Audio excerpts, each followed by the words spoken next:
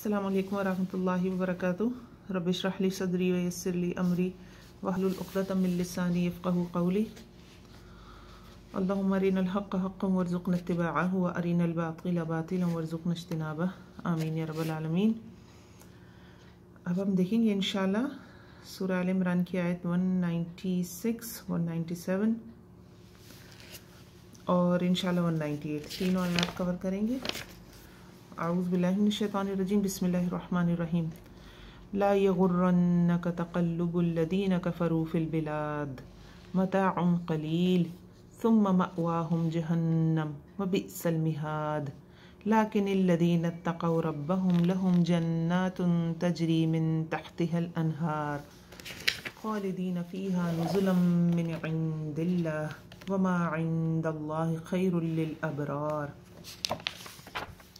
क्या बात हो रही है? दो किरदार बयान किए जा रहे हैं। पहला किरदार उन लोगों का है जो काफिर हैं, कुफार हैं और जो अल्लाह के दीन को नुकसान पहुंचाने के लिए दौड़ धूप में लगे हुए हैं। अल्लाह रब्बुल इज़्ज़त फरमाते हैं, ना धोखे में डाले तुझको चलना फिरना इन लोगों का जिन्होंने कुफर किया मुल्कों में, शहरों में। यानी मुराद वो काफिर लोग हैं जो तिजारत में, सैर तफरी के लिए, यानी जो दुनिया के मकासद हैं उनके हुसूल में दुनिया में फैले हुए हैं, भाग दौड़ कर रहे हैं, उन्हें हर तरह के वसाइल भी मैसर हैं। ऐसे लोगों के हाल देखकर किसी हसरत में भी मुब्तला नहीं होना, नंबर एक। और नंबर दो कि ये सोच भी नहीं लानी कि शायद ये लोग दुरुस्त रास्ते पे हैं क्योंकि ये बहुत कामयाब हैं। हाँ, दुनियावी फ़ायदों के लिए हम उनके रास्ते देख सकते हैं कि दुनियावी रास्तों में जो कामयाबी उन्होंने हासिल की उनमें कौन से असबाब उन्होंने इख्तियार किए। मुराद इससे ये है कि अगर कोई ऐसा नॉन मुस्लिम मुल्क है जो बहुत तरक्की याफ्ता है और फिर वो साथ साथ क्या है, वो न सिर्फ तरक्की याफ्ता है बल्कि उसने अपने मुल्क में अमन भी कायम कर रखा है, तो हम यकीनन उसके रिसोर्सेज पढ़ेंगे, उसके तरीक़ों को पढ़ेंगे कि किस तरह उन्होंने इन मामलात को संभाला हुआ है और क्या कुछ ऐसा है जो हमारे मज़हब से नहीं टकराता और उन्होंने भी इख्तियार किया हुआ है, तो हम भी उसको इख्तियार कर सकते हैं। ठीक है, मतलब ये तो दुनिया है ना, दारुल असबाब है, आप असबाब इख्तियार कर सकते हैं। फार्मूला क्या है, मीज़ान क्या है? कुरान और सुन्नत। कुरान और सुन्नत के ख़िलाफ़ ना हो, अगर उनकी कोई ऐसी पॉलिसी है तो हम उसे इख्तियार कर सकते हैं, उसे इस्तेमाल कर सकते हैं। तो इस मामलात में तो उन्हें फॉलो किया जा सकता है, लेकिन ये सोच नहीं रखी जा सकती कि हकीकी तौर पर वो कामयाब है। असल कामयाबी क्या थी, हम पीछे पढ़ कर आए हैं। असल कामयाबी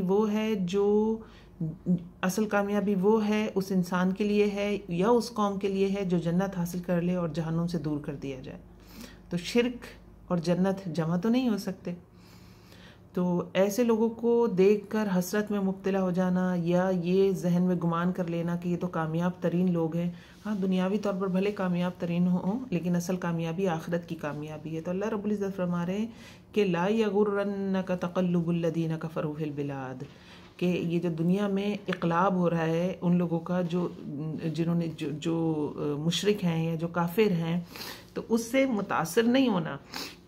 मताउन कलील, फ़ायदा है थोड़ा था। सुम्मा मअवाहुम जहन्नम, फिर ठिकाना है इनका जहन्नम, व बि'सल मिहाद, और कितना बुरा ठिकाना है।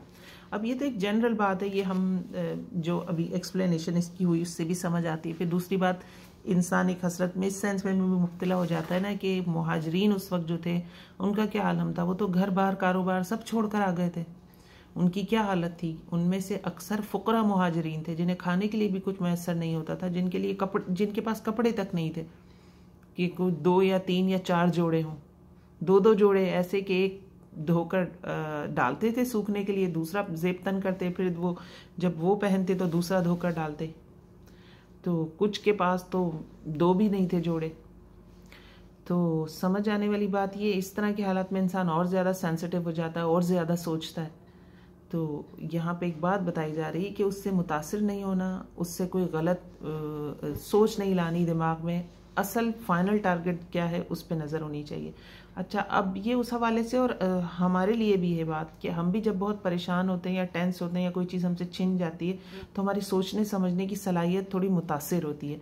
हम वैसे नहीं सोच रहे होते जैसे हम आम हालात में सोचते हैं, या जब हम कामयाबियों के साथ सोचते हैं, या जब हम खुशी और अमन के हालात में सोचते हैं। इंसान जितना ज़्यादा परेशान होता है उसकी सोचने समझने की सलाहियत पर उसका यकीनन फ़र्क पड़ता है। तो असल चीज़ क्या है, आखिर में क्या मिलेगा, नताइज क्या है। रास्ते में तकलीफ़ें आ रही हैं, मुश्किलें आ रही हैं, وہ ایک الگ چیز ہے، لیکن نتیجتاً کیا ہاتھ آئے گا وہ دیکھنا ہے۔ لیکن الذین اتقوا، اب یہاں سے دوسرا کردار شروع ہوتا ہے، لیکن وہ لوگ جنہوں نے تقوی اختیار کیا اپنے رب کا، لہم جنات تجری، ان کے لیے باغات بہتی ہیں، من تحتها الانہار، ان کے نیچے نہریں، خالدین فیہا، ہمیشہ رہنے والے ہیں اس میں۔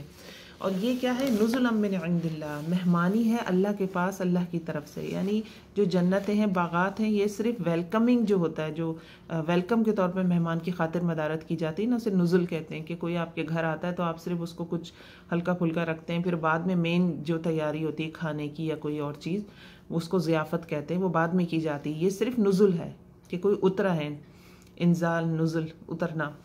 وما عند اللہ خیر للابرار، اور جو اللہ کے پاس ہے اچھا ہے نیکوکاروں کے لیے۔ اب یہاں بات آ گئی نیکوکار، وہاں تھے کفار، یہاں ہے ابرار۔ تو اصل چیز کیا ہے؟ نیکی کے راستے میں کوشش کرنا۔ دیکھیں پیچھے بھی ہم آیت میں پڑھ کر آ رہے ہیں کہ انی لا اضیع عمل عامل منکم من ذکر او انثی، کہ میں کسی عمل کرنے والے کا عمل ضائع نہیں کروں گا، چاہے وہ ذکر ہو یا انثی ہو۔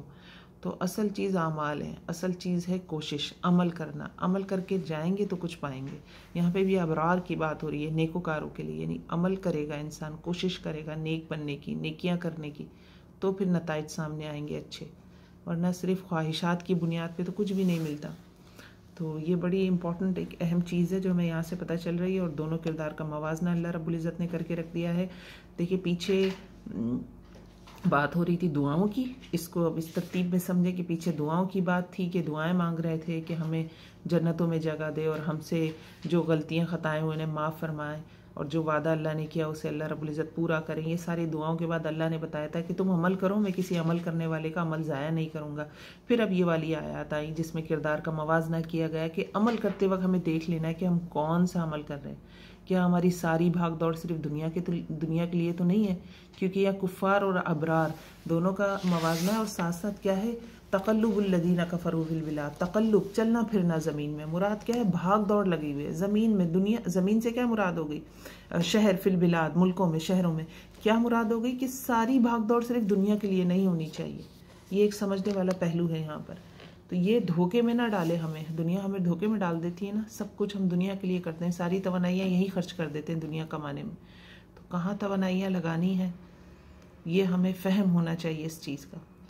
تو اس کو سمجھنے کے لیے اہم چیز یہی ہے کہ جب بہت زیادہ تھک جائیں کسی کام میں کہ بالکل اٹھا نہ جائے، تو سوچیں کہ وہ کام میں نے کس کے لیے کیا، دنیا کے لیے کیا یا آخرت کے لیے کیا۔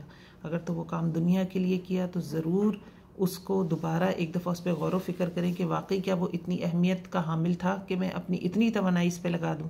اور ساتھ یہ دعا بھی کرنا چاہیے کہ یا اللہ اتنی تھکاوٹ آپ اپنے راستے میں ہمیں نصیب فرمائیں، نہ کہ دنیا کمانے میں۔ اور اللہ سے یہی دعا ہے کہ اللہ رب العزت ہمیں ہماری بھاگ دوڑ دین کی سربلندی کے لیے کر دے، نہ کہ صرف دنیا کمانے کے لیے۔ السلام علیکم ورحمۃ اللہ وبرکاتہ۔